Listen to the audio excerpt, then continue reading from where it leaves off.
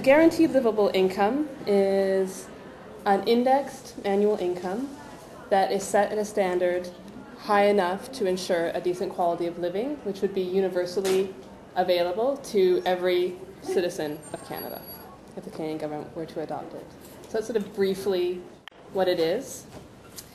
In 2005, Vancouver Rape Relief and Women's Shelter, as a member centre of the Canadian Association of Sexual Assault Centres, CASAC for short, held a convention of the 50-plus member centres of CASAC in Vancouver, at which we brought forth a resolution asking CASAC to adopt the guaranteed livable income as a strategy towards women's liberation.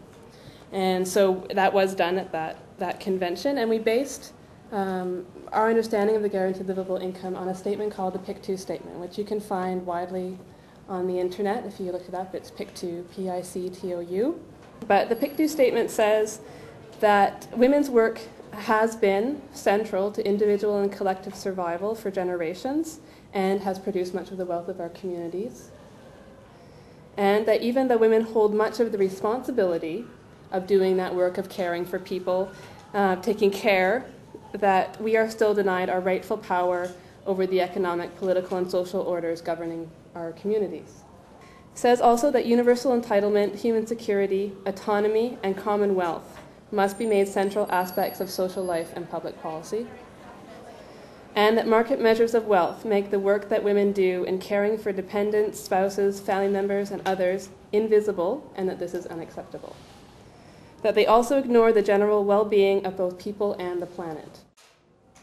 And that we expect that people's basic needs will be seen to by the Commonwealth and must be delivered through national mechanisms in which women have a fair say and our fair share of control and influence. That men must share equally in the work of sustaining life, and that we expect our rightful share of the wealth we have created, and therefore we demand a guaranteed livable income. So this is particularly interesting to us as a rape crisis centre and to CASAC and generally as 50-plus rape crisis centres across the country, because there is a direct correlation between women's economic insecurity and inequality and violence against women. And the correlation is women's autonomy.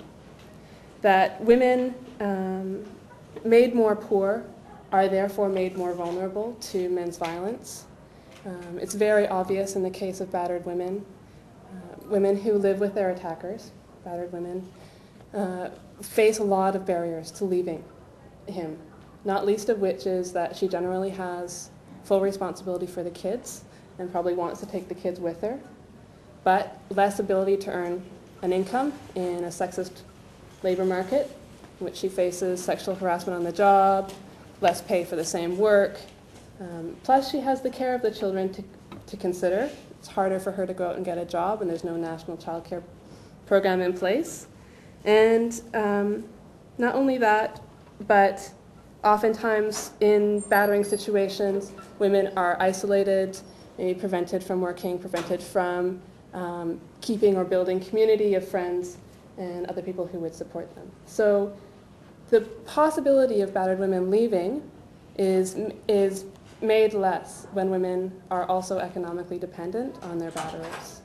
And what a guaranteed livable income does is provide women with an alternate source of income that is guaranteed, which is very different from the current system that they face. Women who currently leave face the welfare system, which is punitive. The rates are too low, and it's also it's not universal. What I thought I would do is put this notion of a guaranteed livable income in the context of some of the current social policy discussions in Canada, because actually it is closer to some of what's being discussed than people might think. The starting point for the discussion, I think, is the notion of a right to an adequate income. Livable is more than adequate, but the UN statement is a right to an adequate standard of living as a fundamental right, and Canada has signed the International Covenant on Economic, Social, and Cultural Rights that sets this out. If you look at the system in place for seniors, in Ontario we have something actually called a guaranteed annual income system for people who are over 65. And it's a combination of the old age security benefit, which is, one time it was a universal benefit, now it gets clawed back at a certain point. But on top of that basic benefit is a guaranteed income supplement, which is income tested and gets taxed back once your income reaches a certain point. And then in Ontario, and I imagine there's something similar in BC, for people who have incomes under $12,000 a year, the Ontario government will top up the federal system to a certain point. So this is a benefit that exists independently of participation in the labor market, which is really what this is all about, an entitlement that does not depend on your participation in the labor market. And that system for seniors does work together with employment-related benefits, such as the Canada Pension Plan and employer-based plans too. So we already do have a notion of a guaranteed, somewhat livable income, because the effect of the measures for seniors has been to move a lot of seniors out of poverty. So it's been fairly successful. So there is some kind of notion of this, although we don't tend to talk about it as a guaranteed livable income. The Guaranteed Income Supplement is a federal program, and it has to be applied for.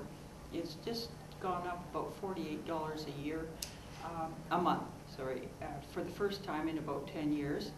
And it's approximately $12,000 a year, and it's income tested. So they use the income tax to determine. So anything over that 12,000, it's slightly over that, then they lose part of their guaranteed income, you see. So it's income tested, but it is not wealth tested. And unfortunately, I believe that social assistance is wealth tested. So if you own a car worth something, you can't get it. So, but the other thing about the old age pension is it's not universal in Canada, because immigrants, many immigrants are not eligible until they've been here for 10 years, and they get 1/40th, which is about $2 or $3 a month. But it does make them eligible for GIS. So even that is valuable.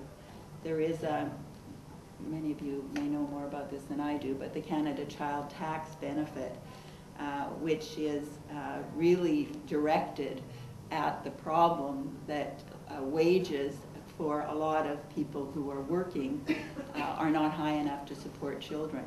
And so there's been put in place a system which is a kind of, what it is, a refundable tax credit that it supports children. And the way governments talk about it is it takes children off welfare. That was the way, it's kind of an absurd way to think about it. But what it really does is take children off the wage to a certain extent, and it is a part of a system of getting a guaranteed livable income or a guaranteed annual income.